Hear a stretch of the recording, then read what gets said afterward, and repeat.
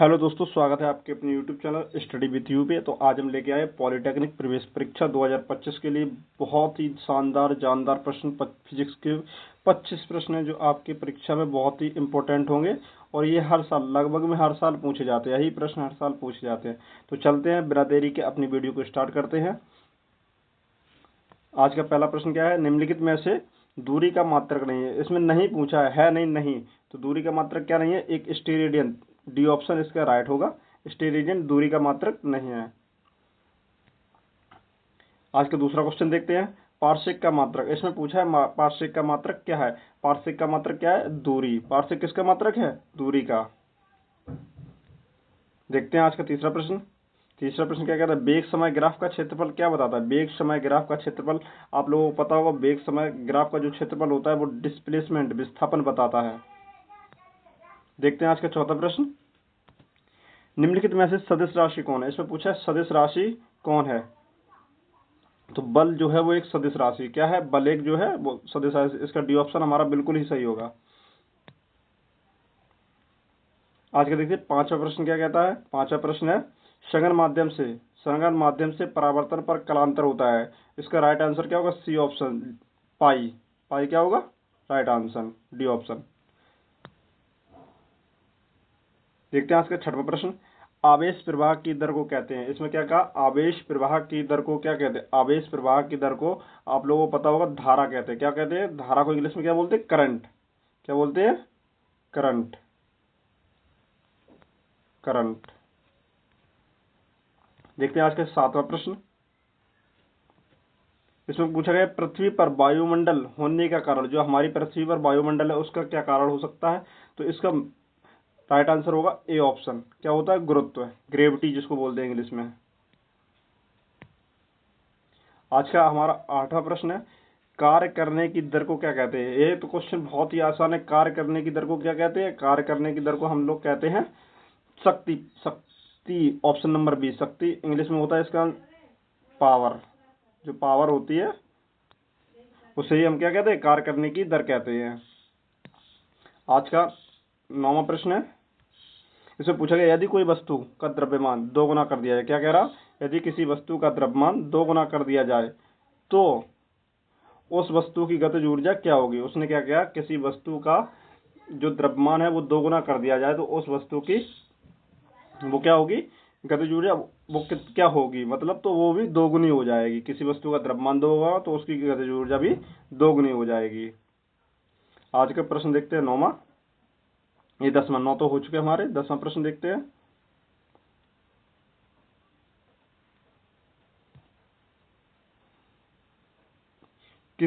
किस कारण से, इसमें पूछा है किस कारण से बांध को नीचे से चौड़ा बनाया जाता है? किस कारण से मतलब जो हम लोग बांध बनाते हैं वो नीचे से चौड़ा क्यों बनाते हैं? आप लोगों ने देखा हो कोई भी बांध बनता है तो वो इस तरीके से बनता है। ये इसका नीचा हिस्सा होगा जब, और ये ऊपरी हिस्सा होगा। ठीक है, तो हम बताते हैं इसका राइट आंसर क्या होगा। पहला ऑप्शन है गहराई के साथ जल की मात्रा बढ़ती है। गहराई के साथ जल का घनत्व बढ़ता है। गहराई के साथ जल का दाब बढ़ता है। गहराई के साथ जल का ताप बढ़ता है। तो इसका राइट आंसर क्या होगा? गहराई के साथ जल का दाब बढ़ता है। क्योंकि आप लोग देखते हैं जब कोई वाटर फ्लो होता है तो इसकी सबसे पहले यहाँ पे प्रेशर पड़ता है। अगर ये चौड़ा हिस्सा चौड़ा नहीं होगा तो ये जल्दी बांध हमारा टूट जाएगा। आज का क्वेश्चन 11वां क्वेश्चन है। 11वां क्वेश्चन क्या कहता है? लेंज के नियम द्वारा दिशा निर्धारित की जाती है। मतलब लेंज के नियम के द्वारा कौन क्या जो दिशा होती है निर्धारित की जाती है? जैसे परिपथ में विभवांतर की, परिपथ में धारा की, परिपथ में प्रेरित धारा की, उपरोक्त में से कोई नहीं। तो इसका आंसर क्या होगा? परिपथ में धारा, प्रेरित धारा। जो ऑप्शन नंबर सी है इसका right answer. Option number C right answer होगा। क्वेश्चन देखते हैं 12वां। प्रकाश के किस रंग की तरंग को न्यूनतम प्रकीर्णन होता है? प्रकाश की किस रंग की तरंग जो होती है न्यूनतम प्रकीर्णन देती है? क्या देती है? न्यूनतम प्रकीर्णन। तो इसका राइट आंसर क्या होगा? लाल। ये न्यूनतम प्रकीर्णन देती है। अब देखते हैं क्वेश्चन नंबर 13 को। क्वेश्चन नंबर 13 क्या कहता है कि परम शून्य ताप अर्धचालक व्यवहार करता है। ये बोला है परंतु शून्यताप जो है वो अर्धचालक व्यवहार करता है। अचालक की भांति, अति उत्तम चालक की भांति, उत्तम चालक की भांति या परिवर्ती प्रतिरोध की भांति। तो इसका राइट क्या आंसर? अचालक की भांति, ऑप्शन नंबर ए इसका राइट आंसर होगा। ऑप्शन नंबर ए इसका बिल्कुल राइट आंसर होगा। देखते हैं आज का 14वां प्रश्न। आज का हमारा 14वां प्रश्न है, जड़त्व का नियम किससे संबंधित है? ये तो आप लोगों को पता होगा, जड़त्व का नियम आप लोग पढ़ते होंगे, हाई स्कूल में भी है। जड़त्व का नियम किससे संबंधित है?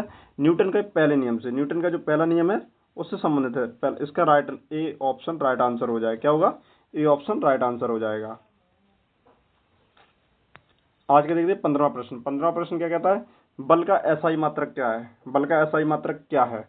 तो बल का एसआई मात्रक ऑप्शन नंबर क्या है? A, option B Newton, option C Pascal, option D watt. तो इसका राइट आंसर क्या होगा? राइट आंसर होगा न्यूटन। क्या होगा? न्यूटन। और क्वेश्चन नंबर देखते हैं 16वां। न्यूटन के दूसरे नियम के अनुसार क्या कहता है? न्यूटन के दूसरे नियम के अनुसार बल की दिशा किसके समान होती है? किसके समान होती है? ए ऑप्शन वेग की दिशा, त्वरण की दिशा, विस्थापन की दिशा और द्रव्यमान की दिशा। तो इसका राइट आंसर क्या होगा? त्वरण की दिशा। राइट आंसर क्या होगा? त्वरण की दिशा। Option number B right answer. अगले 17वां प्रश्न। न्यूटन के पहले नियम को किस नियम से जाना जाता है? न्यूटन का जो पहला नियम है उसे किस नियम से या नाम से जाना जाता है? किस नाम से जाना जाता है? गति का नियम, जड़त्व का नियम, प्रतिक्रिया का नियम और त्वरण का नियम। तो जो तुम्हारा न्यूटन का प्रथम नियम है वो जड़त्व के नियम से जाना जाता है। किसके नियम से? जड़त्व के। Option number B right answer. देखते हैं 18वें प्रश्न को। किसी चालक का प्रतिरोध निर्भर करता है। ये पूछ रहा है किसी चालक का जो प्रतिरोध है वो किस पर निर्भर करता है? लंबाई पर, अनुप्रस्थ काट के क्षेत्रफल पर, ताप पर, उपरोक्त सभी पर। तो इसका राइट आंसर क्या होगा? उपरोक्त सभी पर। 18वां का डी। क्या हो गया? 18वां का डी। क्वेश्चन नंबर देखते हैं 19। हर्ट्ज इकाई है। जो हर्ट्ज होती है वो किसकी इकाई है? हर्ट्ज किसकी इकाई है? हर्ट्ज इकाई है आवृत्ति। हर्ट्ज।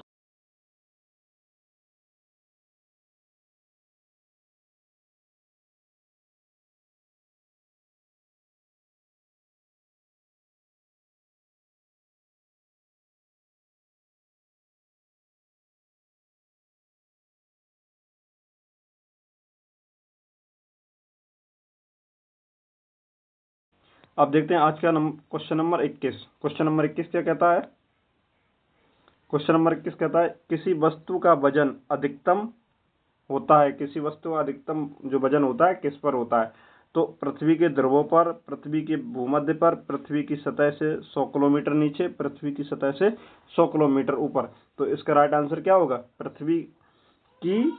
पृथ्वी के ध्रुवों पर। Option number A right answer. अब देखते हैं क्वेश्चन नंबर 22। क्वेश्चन नंबर 22 क्या कहता है? डीसी का उपयोग होता है। डीसी का उपयोग किसमें होता है? विच्छेदन में, विद्युत अपघटन में, विद्युत चुंबक बनाने में और सभी में। तो इसका राइट आंसर क्या होगा? डी का सभी में। जो डीसी का उपयोग होता है वो सभी में होता है। Question number 23। क्वेश्चन नंबर 23 कहता है स्थायी चुंबक बनाए जाते हैं। क्वेश्चन क्या है? स्थायी चुंबक बनाए जाते हैं। स्थायी चुंबक किसके बनाए जाते हैं? इस्पात के, नरम लोहे के, तांबे के, एल्यूमिनियम के। तो इसका राइट आंसर क्या होगा? इस्पात के। इस्पात के तुम्हारे स्थायी चुंबक बनाए जाते हैं। क्वेश्चन नंबर 25 क्या कहता है? नाभिक की खोज किसने की? नाभिक की खोज किसने की? ये किसी को पता है? नाभिक की खोज की है नील्स बोर ने, रदरफोर्ड ने, फैराडे ने या इनमें से कोई नहीं। तो इसमें नाभिक की खोज किसने की है? रदरफोर्ड ने। आज के क्वेश्चन देखते हैं 25वां और ये हमारी वीडियो का लास्ट क्वेश्चन होगा। लेजर। जो लेजर होती है किरण का उपयोग होता है। जो लेजर किरण होती है वो किस के उपयोग में होती है? संचार में, दिशा सर्वेक्षण में, होलोग्राफी में, उपरोक्त सभी में। तो इसका राइट आंसर क्या होगा? इसका राइट आंसर होगा सभी में, उपरोक्त सभी में। तो आप लोगों को वीडियो लगी हो तो वीडियो को लाइक करें, शेयर करें, कमेंट करें और हमारे यूट्यूब चैनल को सब्सक्राइब करें। Thank you.